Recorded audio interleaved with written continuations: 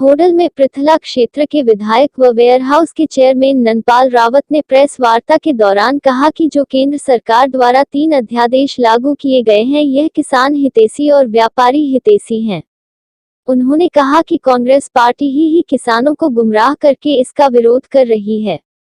रावत ने कहा कि किसानों को और व्यापारियों की इन अध्यादेशों को समझना चाहिए और फिर उस पर विचार करना चाहिए। वेयरहाउस के चेयरमैन नंदपाल रावत ने प्रेस वार्ता के दौरान केंद्र सरकार द्वारा लागू किए गए 3 अध्यादेशों को किसान और व्यापारी हितैषी बताया। उन्होंने कहा कि इन अध्यादेशों को किसानों को और व्यापारियों को समझना चाहिए और इस पर विचार करना चाहिए। उन्होंने कहा कि कांग्रेस सरकार किसानों को गुमराह करने में लगी हुई है। उन्होंने कहा यह कांग्रेस व विपक्षी दल किसानों को धोखा देने में लगे हुए। विधायक ने कांग्रेस पार्टी पर आरोप लगते हुए कहा कि जब कांग्रेसी सरकार प्रदेश में रही तब किसानों के साथ धोखा हुआ। उन्होंने कि यूरिया व बीज के नाम पर किसानों को लाठियां मिली थी। कांग्रेस सरकार के शासनकाल में नहीं तो किसानों को खाद मिलता था और नहीं बीज मिलता था। उन्होंने कहा कि जब केंद्र में नरेंद्र मोदी की सरकार आई जब से किसानों व मजदूर व अन्य वर्गों के हित में नई योजनाओं को बनाकर धरातल पर लागू किया। सरकार ने यूरिया की कमी को पूरा करने के लिए नीम कोटेड किया, तब जाकर किसानों के लिए बनी किल्लत खत्म हुई। विधायक ने कहा कि कांग्रेस पार्टी किसानों को रोड पर लाना चाहती है जो किसानों के हित में नहीं है।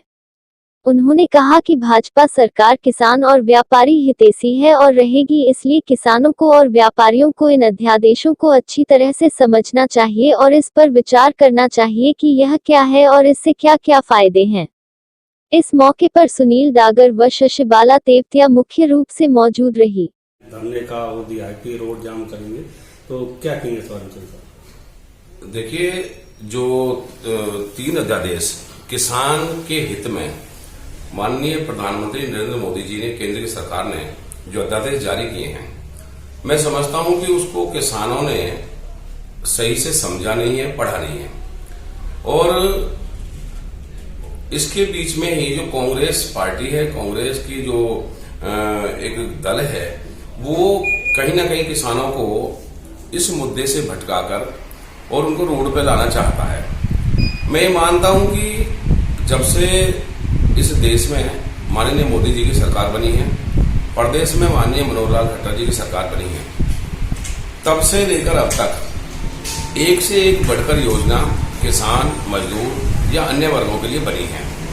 और जो इनके हितों सहायता इनके हित में है किसानों के। और मैंने ये भी देखा है कि जब हम सत्ता में नहीं थे, जब हमारी सरकार नहीं थी, माननीय मनोहर लाल जी की सरकार नहीं थी, केंद्र में भी दूसरी सरकारें थी, कांग्रेस सरकार थी, तो किसानों को केवल खाद के लिए भी, खाद तो नहीं मिलता था, डंडे जरूर मिलते थे, लाठियां मिलती थी। तो ना बीज मिलता था, ना कोई और चीज मिलती थी, ना कोई सब्सिडी उनको मिलती थी।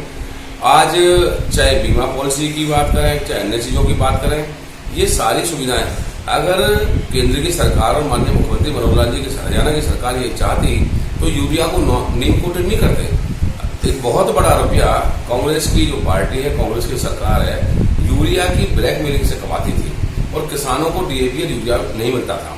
तो उन दिनों को ये भूल कर आज जब किसान के हित में कोई अध्यादेश जारी किया गया है, उसके पीछे केवल एक रणनीति के तहत लोगों को भड़काकर, किसानों को भड़काकर और उस मुद्दे से अलग जो ना ले जाना चाहती है, ऐसा मेरा मानना है।